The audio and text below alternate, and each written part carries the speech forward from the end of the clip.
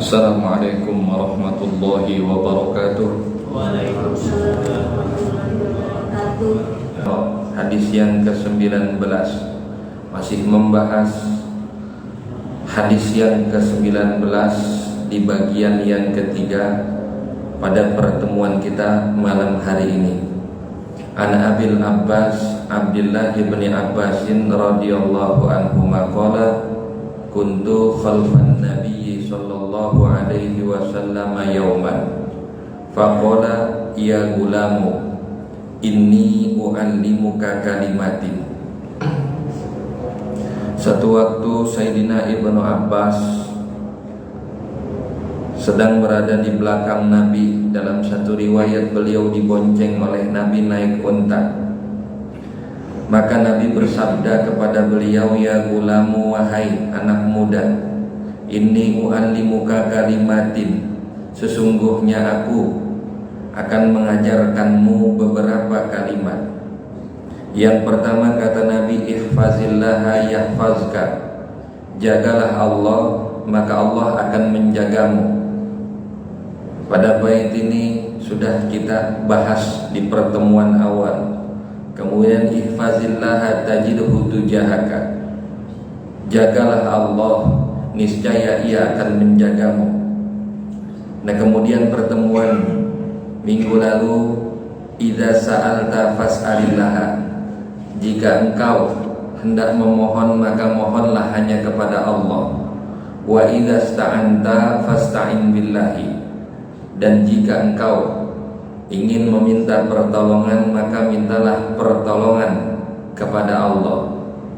Dan insya Allah pada malam hari ini akan kita bahas kalimat berikutnya yang terdapat dalam hadis tersebut. Wa'lam annal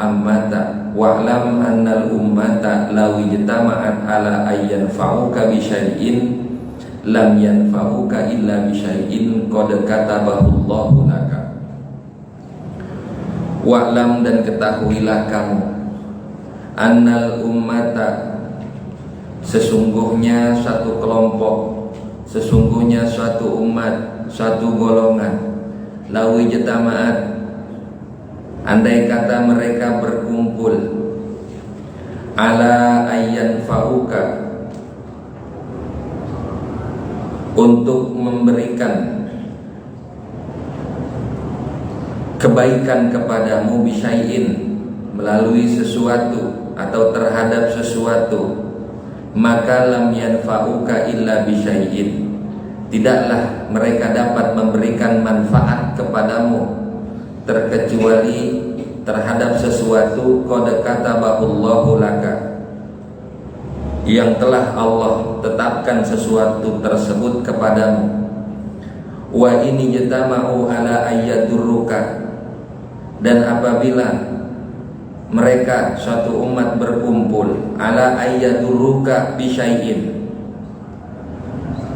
untuk memberikan madarat, untuk mencelakakanmu dengan sesuatu, lam yadurruka illa bisyai'in, tidaklah mereka dapat mencelakaimu illa bisyai'in qad katabahu Allahu 'alaiha, illa bisyai'in qad katabahu Allahu 'alaika, terkecuali dengan sesuatu yang Allah telah tetapkan sesuatu tersebut kepadamu.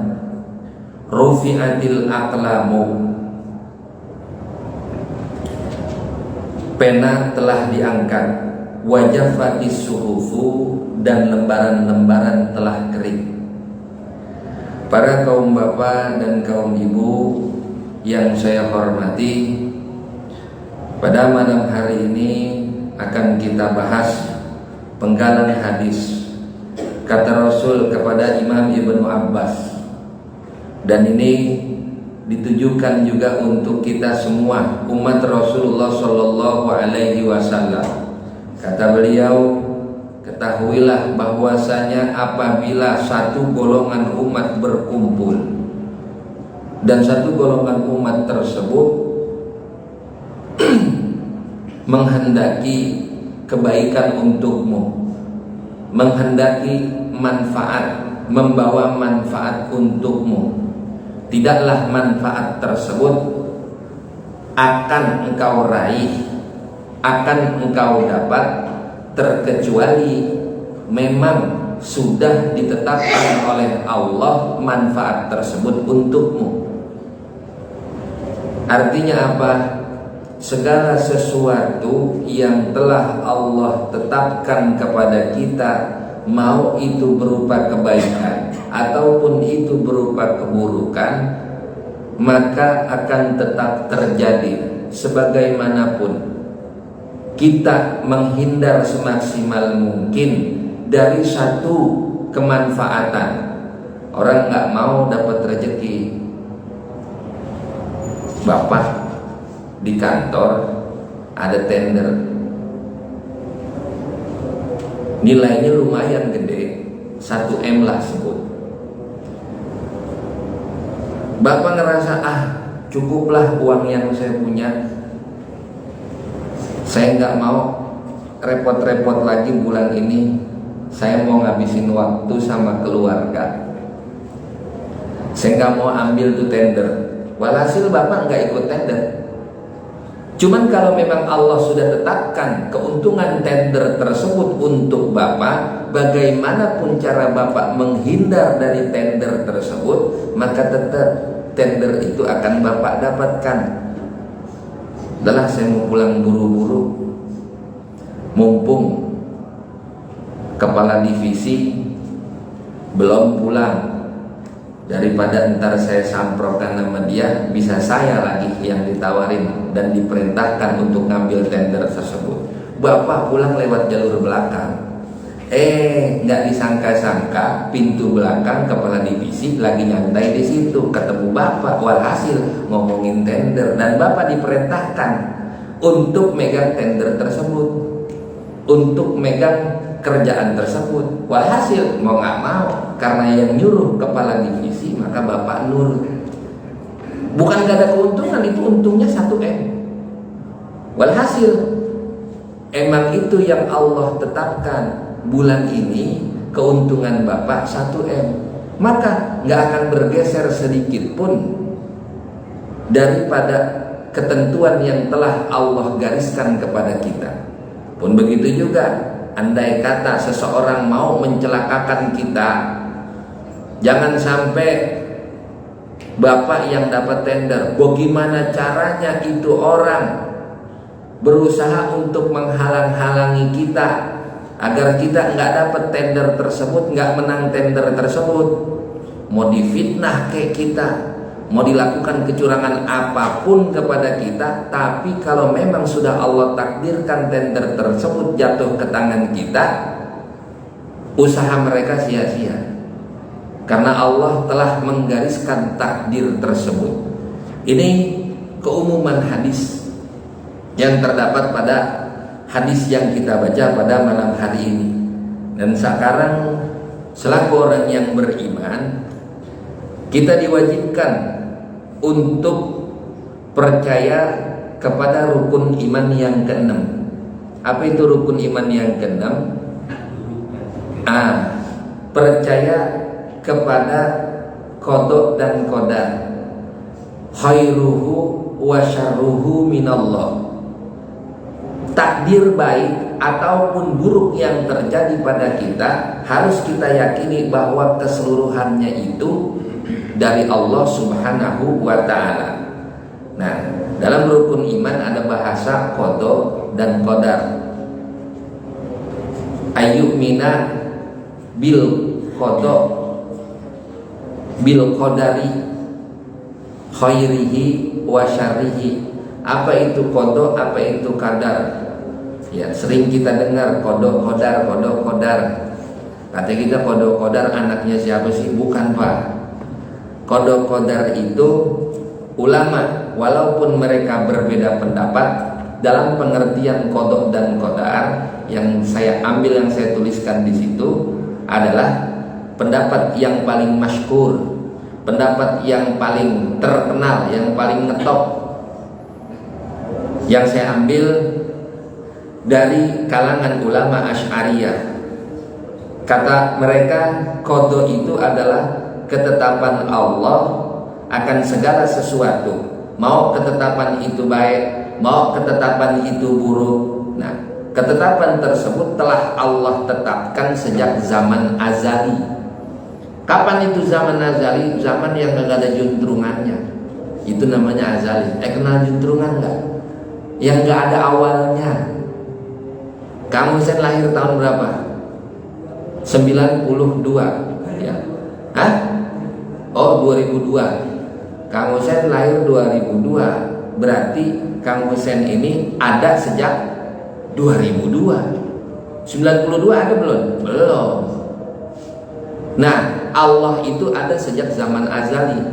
Kapan zaman azali? Zaman yang gak ada awalnya. Itu namanya azali. Dan qada, ketetapan terhadap sesuatu yang bakalan terjadi kepada kita semua nih, udah Allah tetapkan sejak zaman azali.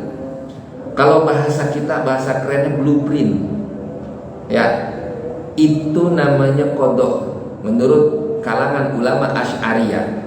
Sedangkan qadar, apa itu qadar? Qadar itu adalah perwujudan dari ketentuan Allah akan segala sesuatu yang telah ditetapkan sejak azali. Qadar itu ketentuan setelah kita diciptakan. Jadi begini Pak, biar gampang nyernanya, qada itu blueprint. Ini masjid sebelum dibangun ada blueprintnya dulu, sketsanya dulu. Bagaimana nanti tembok masjid ini tingginya berapa, ketebalannya berapa, dalamnya luas berapa, lantainya pakai apa, catnya warna apa. Nah itu kan ada gambarannya dulu. Nah gambaran tersebut ya dalam istilah tauhid itu namanya qada. Udah ada belum masjidnya? Belum, orang masjidnya belum dibangun kok. Itu namanya qada, blueprint. Nah kemudian terjadilah pembangunan masjid. Dibangun pelan-pelan, naik atap, kemudian dicat, selesai. Keramiknya sesuai dengan sketsa, dengan rencana awal kita. Keramik pakai yang 5 pakai marmer. Kemudian temboknya catnya warna putih, luasnya segini, lampunya pakai ini. Sesuai dengan apa yang tertera di dalam blueprint tersebut. Maka takdir itu kejadiannya. Qada kita udah ditetapkan sejak zaman azali, bahwasanya nanti Bapak akan menikahi seorang gadis, namanya ini. Dulu udah ditetapin. Begitu Bapak lahir, udah kejadian belum? Belum. Tapi begitu Bapak menikahi gadis tersebut, nah ini yang dikatakan qadar atau yang kita sebut sebagai takdir. Jadi qada itu blueprintnya. Nah ketika kita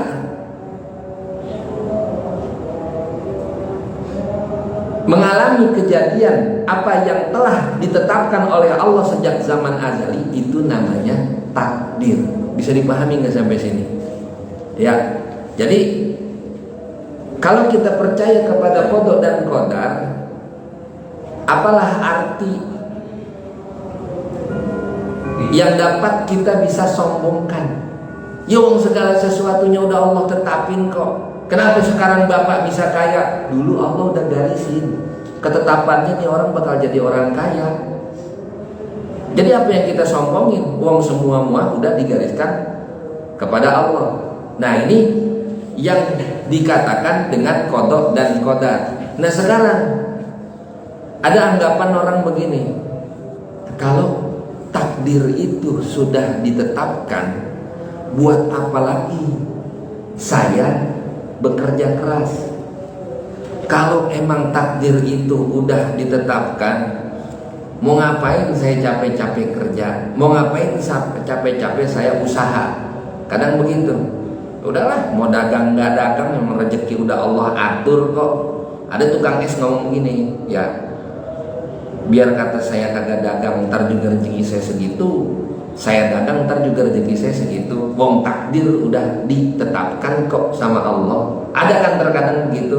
Nah ini kita kudu paham yang namanya konsep takdir. Ya menurut ulama-ulama ahlus sunnah, Biar kita tahu ada yang namanya mantikotul jabar dan ada juga yang dinamakan mantikotul ikhtiar.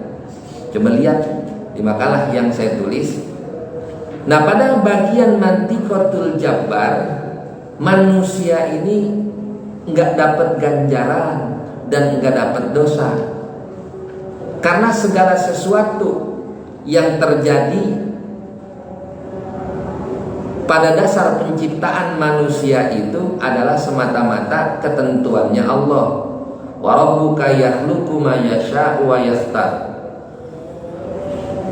Maka lahumul khiyarah, dan Tuhanmu telah menciptakan dan memilih apa yang Ia kehendaki. Bagi mereka para manusia enggak ada pilihan. Contoh begini, Pak. Bagian mantikotul jabar, tadi saya katakan di bagian mantikotul jabar, ini hak prerogatif Allah. Jadi imbasnya di kita nggak ada ganjaran, nggak ada dosa juga. Maksudnya, contohnya apa? Bapak diciptakan, ditakdirkan sebagai orang laki-laki. Ada pahalanya nggak? Bapak diciptakan, ditakdirkan sebagai orang laki-laki. Ada pahalanya nggak? Nggak ada. Bapak diciptakan kulitnya putih, ada pahala nggak? Nggak ada. Ibu diciptakan memiliki paras yang cantik, ada pahalanya nggak? Nggak ada pahalanya sama sekali.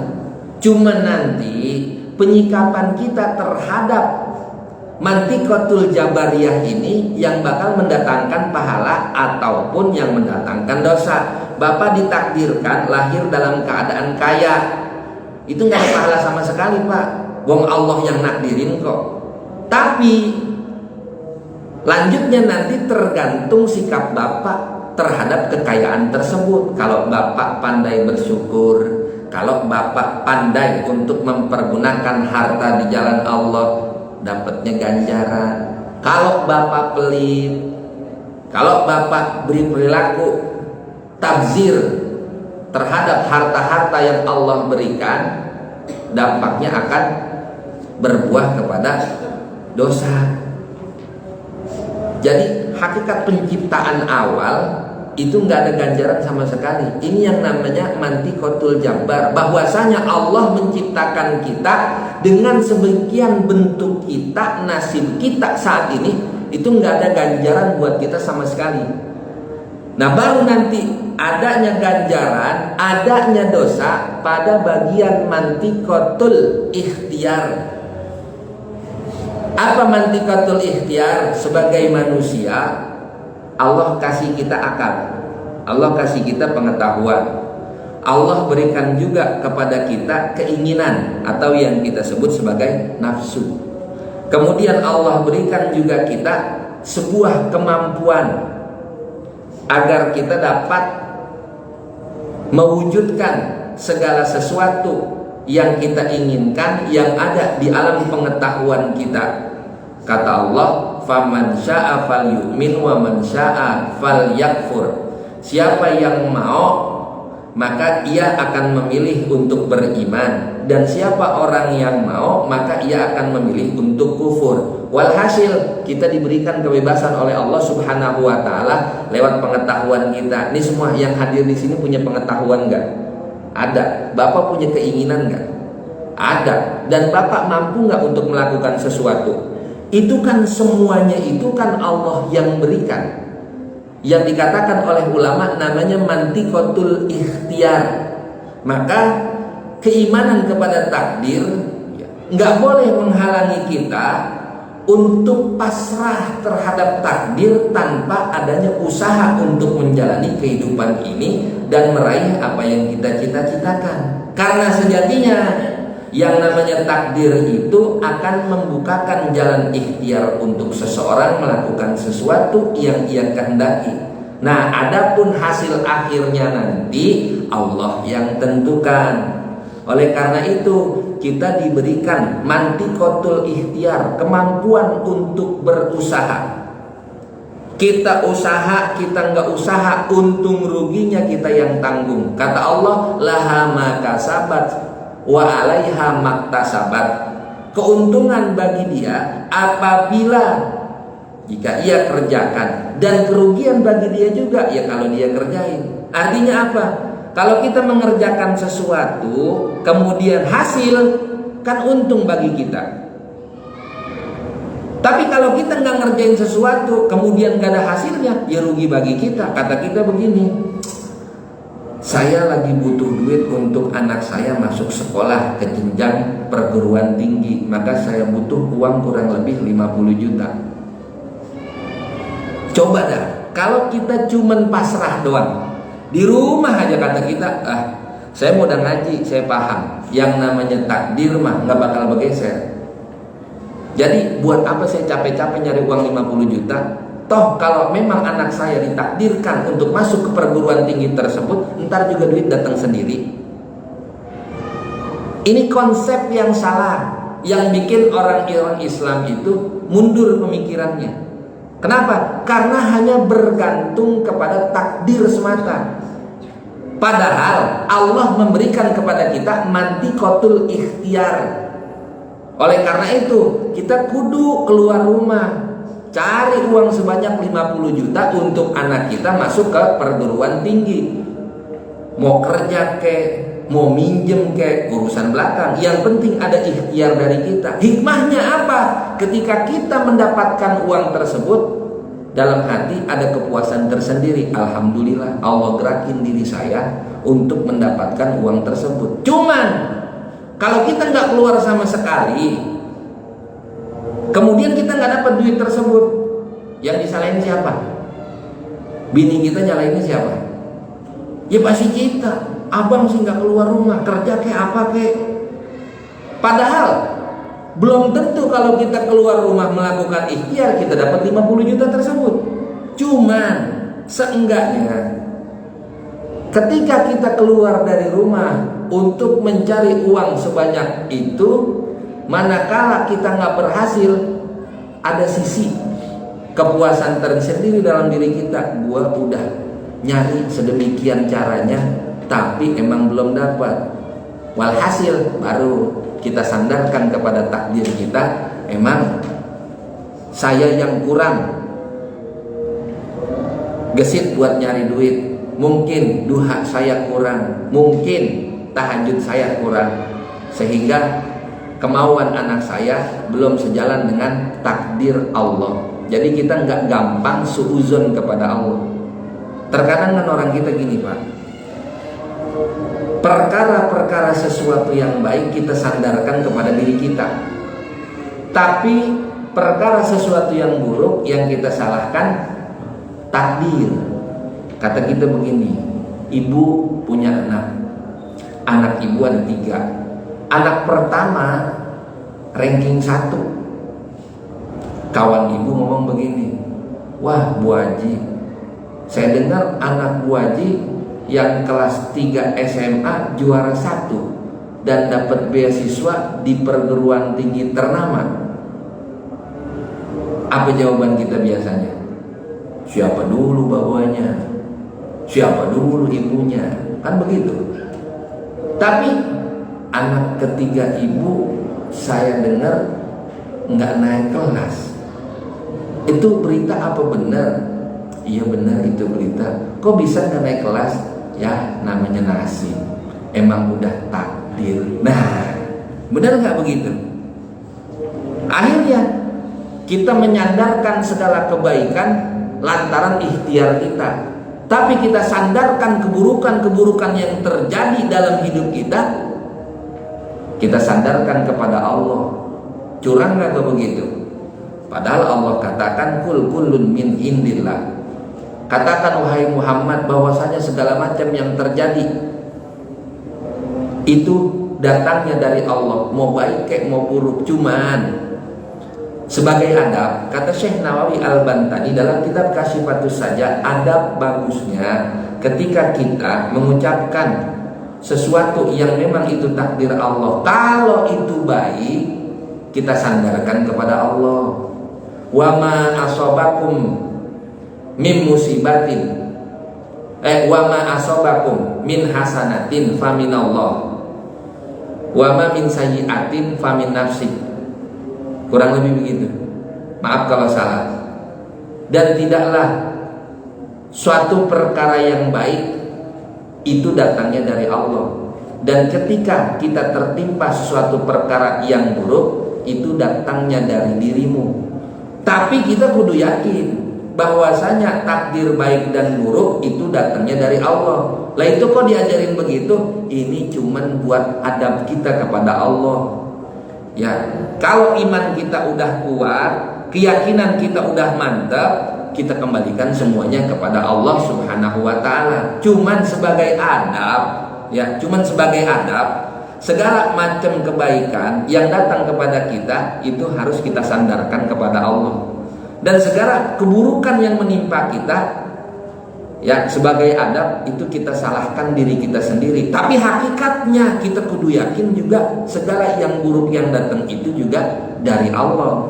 Artinya begini, ketika kita dagang kemudian bangkrut, jangan semata-mata kita nyalahin Allah. Koreksi diri, boleh jadi warung saya bukanya kurang pagi, boleh jadi saya kurang dalam pelaksanaan sholat duha, boleh jadi saya kurang rajin baca Qur'annya, boleh jadi saya jadi jarang, lantaran saya jarang silaturahmi maka warung saya bangkrut, rezekinya enggak Allah perluas. Tuh bagusnya kan begitu. Maka kan ya mubalik kita tuh di akhir tausiahnya biasanya ngomong, adapun segala yang benar datangnya dari Allah dan segala kesalahan datangnya dari diri al-fakir. Nah, kan biasanya kan mereka ngomong begitu. Nah, ini konsep untuk memahami takdir. Jadi muslim itu kudu paham. Jangan cuman pasrah terhadap takdir. Apa yang menyebabkan muslim itu bisa mundur ataupun jalan di tempat? Mereka kurang memahami yang namanya sunanullah, sunnah-sunnah Allah, atau kalau dalam bahasa kita yang disebut sebagai hukum kausalitas, sebab akibat. Kalau seorang petani pengen tanamannya ini subur dan hasil panennya bagus, maka apa yang dilakuin? Gemburin tanah, tanam bibit yang bagus, siram yang rajin, pelihara yang teliti, ya. Tapi kesemuanya ini enggak jadi jaminan kalau hasilnya itu bakalan bagus, ya. Tapi inilah yang dinamakan dengan mantikotul ikhtiar, ya.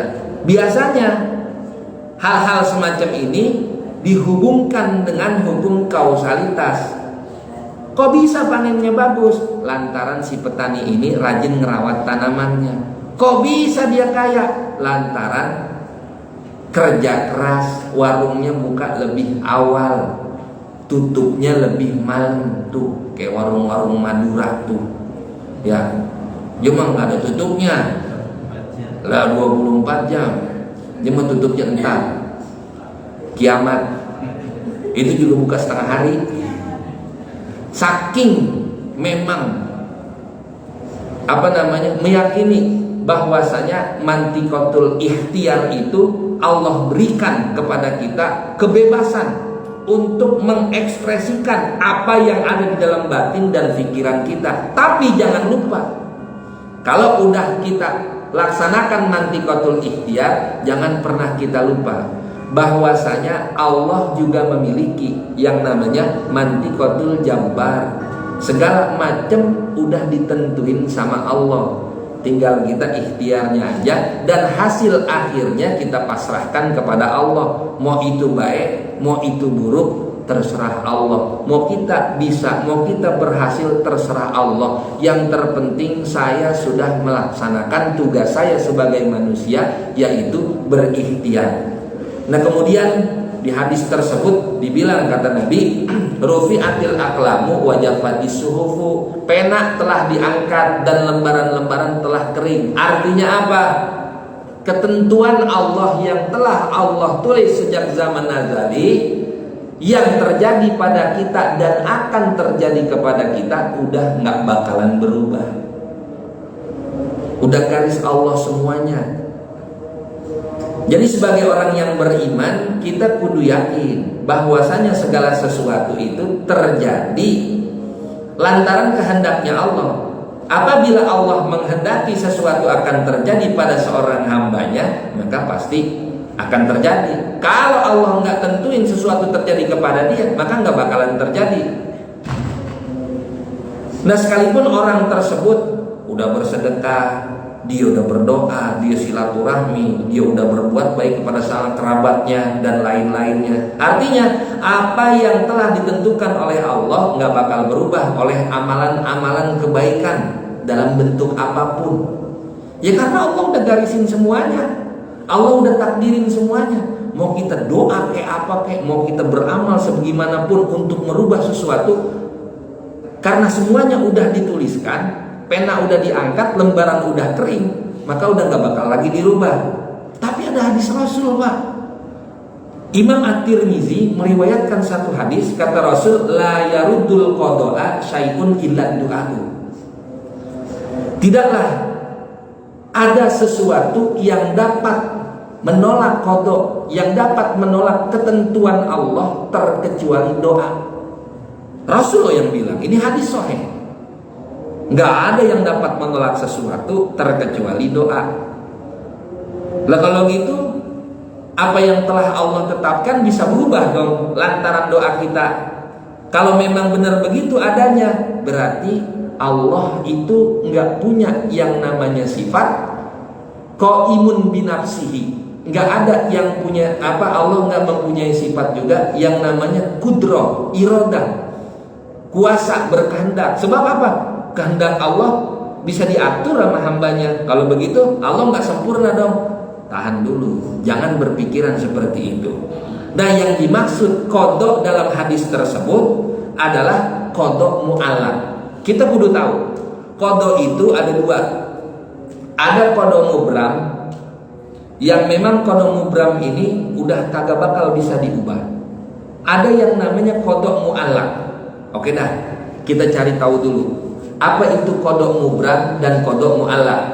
Pertama, qada mubram. Qada mubram itu adalah ketentuan Allah yang pasti terjadi dan kagak bisa berubah. Nah, ketentuan ini hanya pada ilmu Allah, pengetahuan Allah doang. Kita nggak ada yang tahu, makhluk nggak ada yang tahu.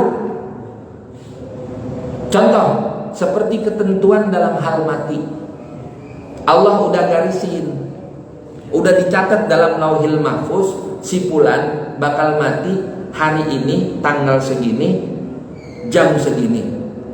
Dan karena udah ditentukan di Lauhil Mahfuz, itu nggak bakalan berubah.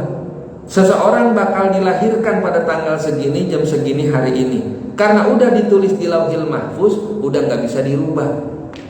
Ini yang namanya qada mubram. Yang kedua, ada yang namanya qada mu'allaq. Apa qada mu'allaq? Yaitu ketentuan Allah yang berada pada lembaran-lembaran para malaikat yang telah mereka kutip dari Lauhil Mahfuz. Ya, si malaikat ini ngutip lembaran-lembaran takdir-takdir kita, dikutip sama malaikat dalam buku catatan-catatannya untuk nanti disampaikan kepada kita. Contoh, ya seseorang apabila berdoa maka ia akan berumur 100 tahun atau akan mendapat rezeki yang luas. Ini dikutip oleh malaikat. Kang Husein nanti kalau memang dia berdoa, ketentuan Allah dia bakal mendapatkan istri anaknya Pak Kiai. Ya, tapi kalau dia kagak berdoa, maka cuman mendapatkan istri berupa anaknya Pak RT. Kang Husein rajin doa. Ketentuan Allah, ya Allah udah garisin tuh. Di dua ketentuan tersebut, kalau Kang Husein doa, istrinya anaknya Pak Kiai. Kalau dia kagak pernah berdoa, maka istrinya cuma dapat anaknya Pak RT. Kang Husein rajin berdoa. Udah Allah tentuin belum? Udah Allah tentuin belum? Istrinya? Udah dong. Kan di lembaran malaikat tadi ditulis, kalau dia doa istrinya si fulan, kalau dia kagak berdoa ya maka istrinya si ini. Nah, ketentuan-ketentuan tersebut yang dapat berubah. Artinya bukan berubah, tapi kita sebagai manusia ya mempunyai kebebasan untuk memilih apa yang kita kagak tahu. Lah kan kita belum tahu jodoh kita siapa. Tapi dengan kita berdoa, Allah udah garisin tuh, kalau dia rajin berdoa maka istrinya si fulan. Kalau dia nggak pernah berdoa maka istrinya si fulan.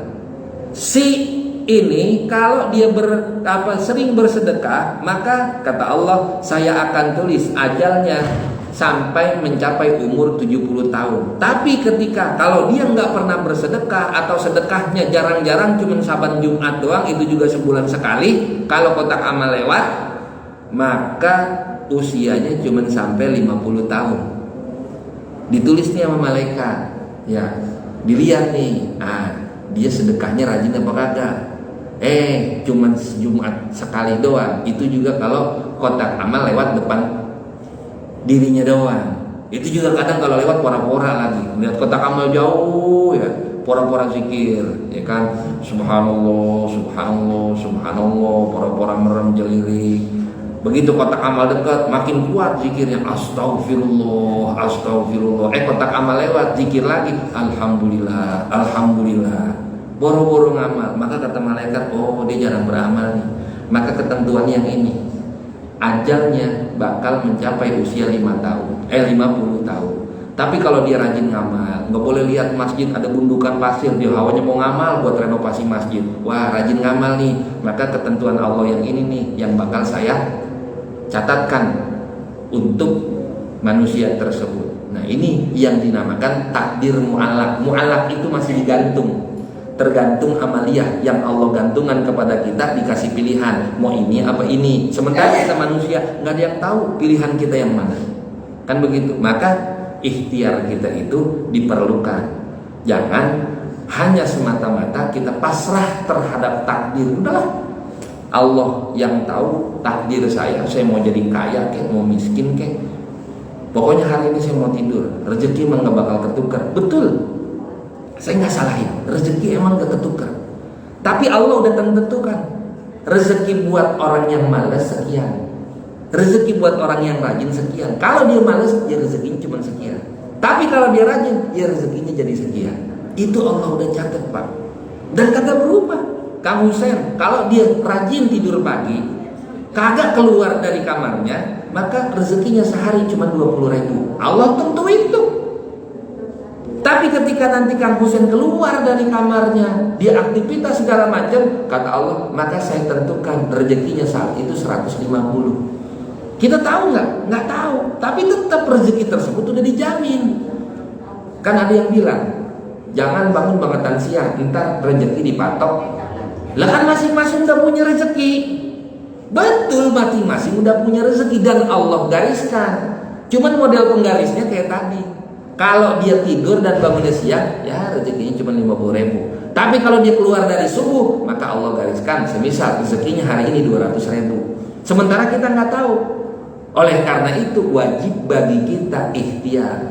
Ya, di antara syukur terhadap mantikotul ikhtiyariyah adalah usaha-usaha kita yang harus kita jalankan setiap harinya. Jangan cuma kita pasrah terhadap takdir.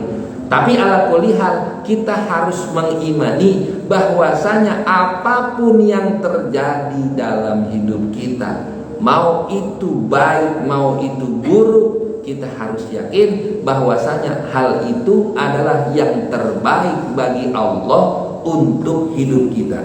Nah, adapun hikmah kita beriman kepada takdir, maka manakala satu waktu kita gembira akan penghasilan kita, akan pencapaian kita enggak terlampau bahagia. Walhasil kalau terlampau bahagia menyebabkan takabur, sombong. Karena saya bisa sukses begini lantaran saya. Udah sombong kan jadinya. Tapi kalau kita iman kepada takdir, ya emang Allah udah garisin takdir saya untuk jadi orang kaya seperti ini, apa yang mau saya sombongin? Kan begitu. bukan menyandarkan usaha kita semata-mata seperti apa yang dilakukan oleh kaum Qadariyah, dan gak juga seperti apa yang dilakukan oleh kaum Jabariyah yang segala-galanya Allah paksa. Ya. Kenapa ente maling? Ya, emang Allah takdirin saya jadi maling. Mau dikata apa? Nggak bisa begitu, Pak. Ini Jabariyah, Pak. Loh, ente kok bisa kayak begini? Saya karena usaha saya. Coba kalau saya kagak rajin, saya nggak bakal begini. Ya bukan karena Allah. Jangan karena Allah katanya. Ini mah usaha saya. Ini paham penganut Qadariyah. Ya, mereka meniadakan kekuasaan Allah dalam af'al, dalam usaha-usaha pergerakan gerak-gerik mereka. Beda dengan Jabariyah. Dan kita ahlu sunnah tengah-tengahnya gitu.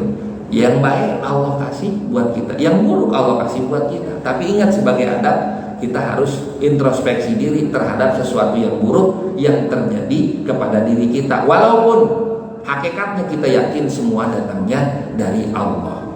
Nah, inilah apa yang dapat saya sampaikan pada kesempatan malam hari ini. Sebelum ditutup, jika ada yang mau ditanya